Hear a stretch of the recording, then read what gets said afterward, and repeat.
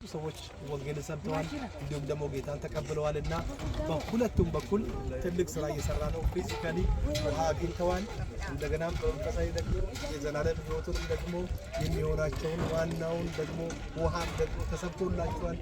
በምንጩ ጠጥተዋል። ብዙዎች እንደተናገሩት ጌታን አግኝተዋልና ይሄ ነገር እንግዲህ ይቀጥል። ገለሙን እናስፋ። ተጠቅምቼ አላጠጣችሁኝም የሚለውን መልስ እየሰጠን የምንገኘውና አብረን ከእናንተ ጋር ተያይዘን ይሄን ነገር ማድረግ ስለቻል በጣም ደስተኞች ነን እና እግዚአብሔር በሰማይ ደስ ይለዋል። ያደረግነው ነገር ቀላል አይደለም። እኛ እግር እንሆናለን። እናንተ ከዛ ካላካችሁ እኛም ደግሞ እንደልብ ወደዚህ መምጣት አንችልምና 50 እናንተ 50 ደግሞ እኛ አንድ ላይ ተባብረን ይሄን ማህበረሰብ ተጠቃሚ እናደርጋለንና በጣም የሚያሳዝን ምስኪን የሆነ በቃ ማህበረሰብ ነው።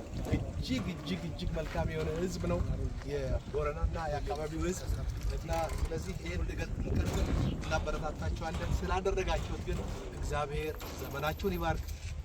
በጣም አድርገን እናመሰግናለን። ለሁላችሁም በዚህ ሁኔታ ላይ ኮንትሪቢዩት ላደረጋችሁ ምስጋናችን በእኛም ድርጅት ስም በኤልኤም እንዲሁም ደግሞ በህዝቡም ስም በቦረና ህዝብ ስም ይደርሳችሁ እንላለን። ተባረኩልን።